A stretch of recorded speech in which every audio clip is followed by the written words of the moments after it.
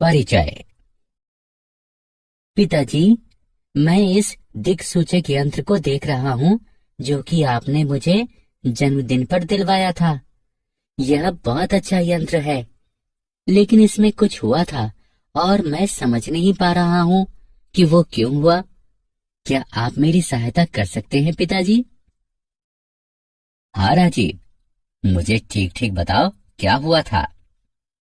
मैं इस दिक्सूचक यंत्र को अपने मित्र के घर ले गया था। वे अपने घर में विद्युत का कुछ काम करवा रहे थे। हम एक खुले तार के अत्यंत निकट दिक्सूचक यंत्र से खेल रहे थे। अचानक दिक्सूचक यंत्र की सुई अकारण ही विक्षेपित हो गई। जब हम तार से दूर हटे, यह अपने पहले वाले स्थान पर आ गई। ऐसा क्यों हुआ? ऐसा इसलिए हुआ क्योंकि विद्युत धारा चुंबक की भांति कार्य करती है और विद्युत प्रभाव उत्पन्न करती है। बच्चों, इस पाठ में हम चुंबकीय क्षेत्रों, विद्युत चुंबकीय क्षेत्रों, विद्युत मोटरों तथा विद्युत जनित्रों के बारे में जानेंगे। उद्देश्य।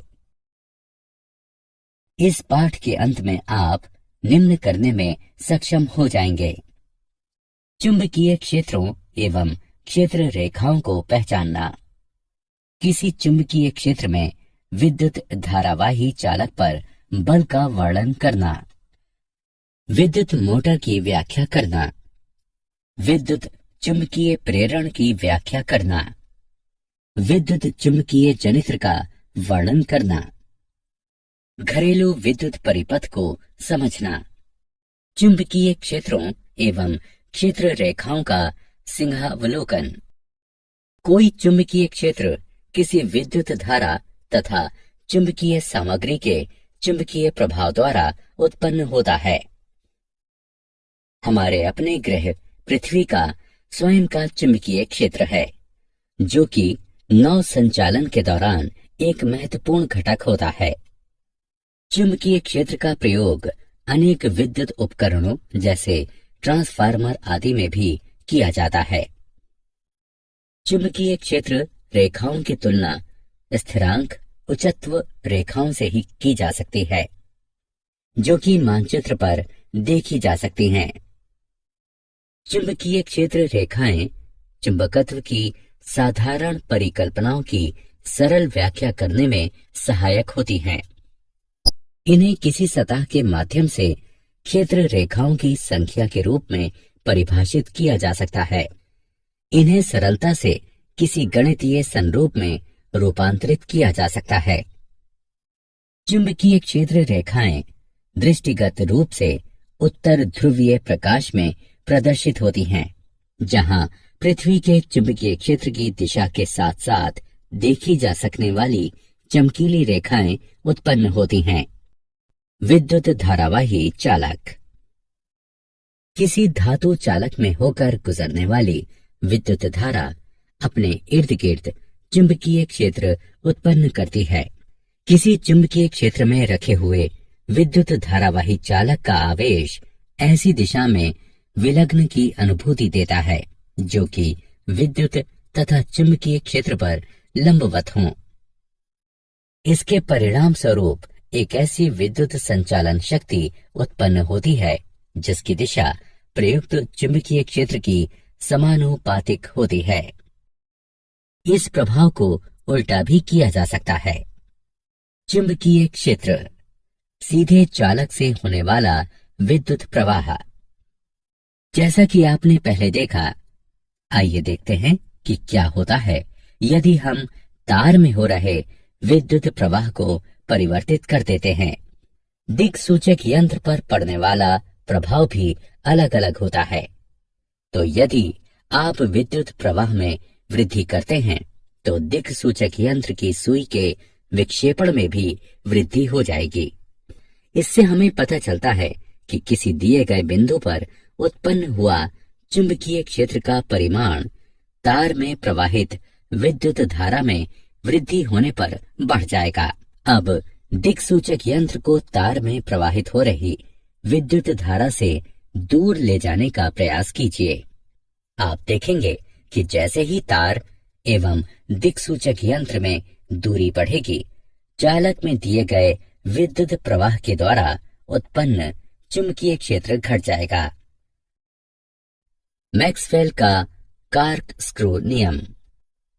मैक्सवेल का कार्क स्क्रू नियम, जिसे दक्षिण हस्त अंगुष्ठ नियम भी कहा जाता है, यह बताता है कि विद्युत धारा की दिशा में कार्क स्क्रू घुमाने से विद्युत धारा की दिशा के साथ साथ चुंबकीय क्षेत्र की दिशा भी नीचे की ओर लंबवत बदल जाती है। यदि हम कार्क स्क्रू को विद्युत धारा की दिशा में नीचे की ओर घुमाते हैं और कार्क स्क्रू का हैंडल दक्षिणावर्त घूमता है, तो चुंबकीय क्षेत्र की दिशा दक्षिणावर्त में होगी। अतः जब विद्युत धारा ऊपर की ओर बहती है तो चुंबकीय क्षेत्र की दिशा परिवर्तित हो जाती है और वामावर्त हो जाती है। चुंबकीय क्षेत्र, वृत्ताकार लूप से होने वाला विद्युत प्रवाह।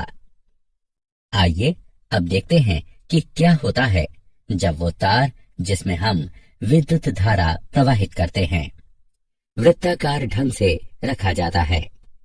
इसके चारों ओर संकेंद्रित वृत्तों में चुंबकीय क्षेत्र उत्पन्न हो जाता है।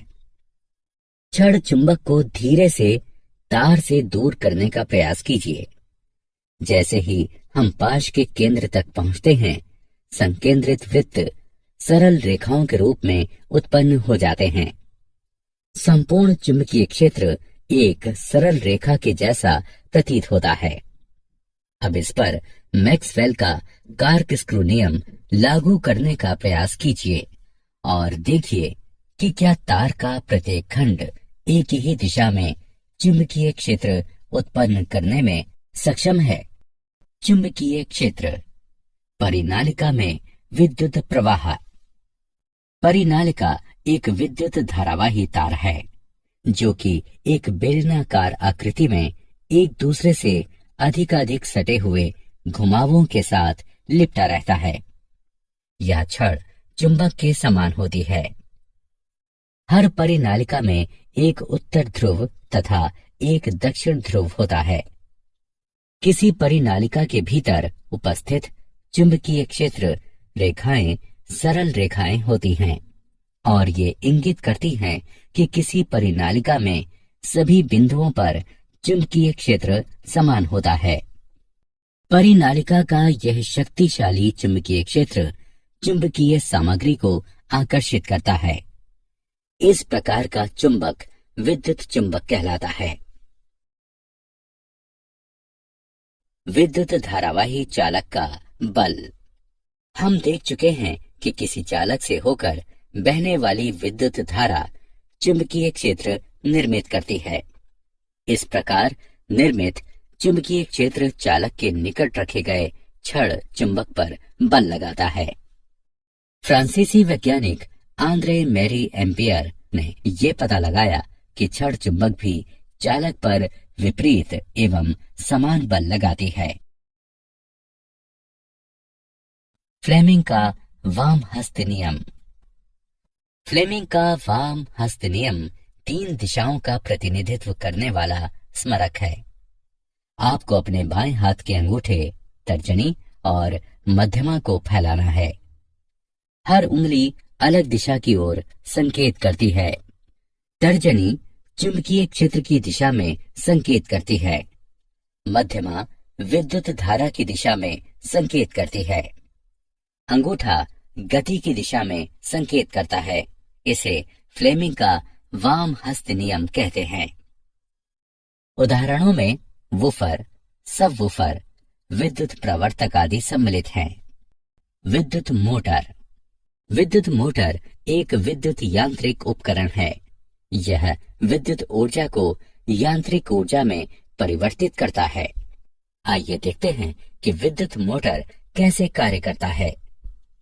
मोटर गति उत्पन्न करने के लिए चुंबकों का प्रयोग करता है। विद्युत मोटर के भीतर चुंबक का आकर्षित करने वाला बल तथा प्रतिरोधी बल मिलकर घूर्णन गति उत्पन्न करते हैं। पंखे, ब्लोअर, पंप, डिस्क ड्राइव इत्यादि विद्युत मोटर के कुछ उदाहरण हैं। वैद्युत चुंबकीय प्रेरण। चुंबकीय क्षेत्र से होकर गति करने वाले किसी चालक द्वारा किया गया विद्युत उत्पादन वैद्युत चुंबकीय प्रेरण कहलाता है। उदाहरण के तौर पर जनरेटर, विद्युत परिवर्तक, प्रेरण मोटर, विद्युत मोटर, तुल्यकालिक मोटर और परिनालिकाएं आदि वैद्युत चुंबकीय प्रेरण का उपयोग करते हैं। माइकल फैराडे एक अंग्रेज वैज्ञानिक, रसायन शास्त्री, भौतिक विज्ञानी तथा दार्शनिक थे, जिन्होंने चुंबकीय क्षेत्र, वैद्युत चुंबकीय प्रेरण, प्रति चुंबकीयता तथा वैद्युत अपघटन की खोज की। उनके प्रयोगों में चुंबक को गति कराकर विद्युत उत्पादन करना भी सम्मिलित है। आइए अब तारों की एक कुंडली के भीतर एवं बाहर एक छड़ चुंबक लगाने का प्रयास करें। आप देखेंगे कि तार विद्युत उत्पादित करने लगते हैं। इसे वैद्युत चुंबकीय प्रेरण कहते हैं। विद्युत जनित्र। विद्युत जनित्र यांत्रिक ऊर्जा को विद्युत ऊर्जा में परिवर्तित करता है। यह विद्युत आवेश को एक बाह्य विद्युत परिपथ के द्वारा बहने के लिए बाध्य करता है। इसके उदाहरणों में जल पंप सम्मिलित है, जो जल को बहाता है पर जल उत्पन्न नहीं करता। विद्युत जनित्रों का परिचालन वैद्युत चुंबकीय प्रेरण पर आधारित होता है, अर्थात जब भी कोई चालक चुंबकीय क्षेत्र में जाता है, एक विद्युत प्रवाह उस चालक में प्रवृत्त हो जाता है। यदि किसी कुंडली के भीतर कोई चुंबक घूम रहा है तो कुंडली में प्रत्यावर्ती धारा प्रवृत्त हो रही है। समान समय अंतरालों के पश्चात प्रत्यावर्ती धारा दिशा बदल लेती है। दूसरे प्रकार की धारा दिष्ट धारा कहलाती है, जो कि समय के साथ दिशा नहीं बदलती। घरेलू विद्युत परिपथ। विद्युत शक्ति जहां प्रयोग में लाई जाती है, वहां से काफी दूर इसका उत्पादन होता है। विद्युत उत्पादन केंद्रों पर विद्युत का उत्पादन 50 हर्ट्ज की प्रत्यावर्ती वोल्टेज आवृत्ति के साथ 11,000 वोल्ट पर होता है।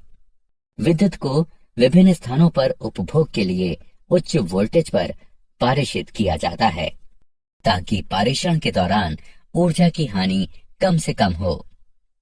विद्युत शक्ति हमारे घरों में 3 तारों द्वारा प्रवेश करती है। ये हैं विद्युन्मय तार यानी लाल तार, उदासीन तार यानी काला तार तथा अर्थ का तार यानी हरा तार। विद्युन्मय तार में 220 वोल्ट का विभव होता है और उदासीन तार में 0 विभव होता है। अतः विद्युन्मय तथा उदासीन तारों के मध्य विभवांतर होता है 220 वोल्ट।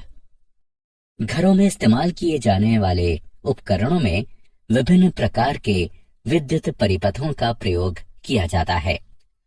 अर्थ के तार को धातु की एक प्लेट से धरती में गहराई तक जोड़ा जाता है, ताकि उपकरणों के इस्तेमाल के दौरान विद्युत धारा के रिसाव से तीव्र झटका न लगे। सभी परिपथों में एक महत्वपूर्ण परिपथ है फ्यूज। यह इस बात को सुनिश्चित करता है कि किसी उपकरण में विद्युत धारा के अतिभारण के कारण कोई हानि ना हो। अतिभारण तब होता है जब विद्युन्मय तार तथा उदासीन तार परस्पर संपर्क में आते हैं या वोल्टेज की आपूर्ति में वृद्धि हो जाए। ऐसी परिस्थिति में फ्यूज विद्युत प्रवाह को रोककर परिपथ अथवा उपकरण को खराब होने से बचाता है। क्या आप जानते हैं, छड़ चुंबक के क्षेत्र के विपरीत धरती का चुंबकीय क्षेत्र समय के साथ परिवर्तित हो जाता है, क्योंकि यह धरती के बाह्य भाग पर ढली हुई लौह मिश्र धातुओं के चालन के कारण बना होता है।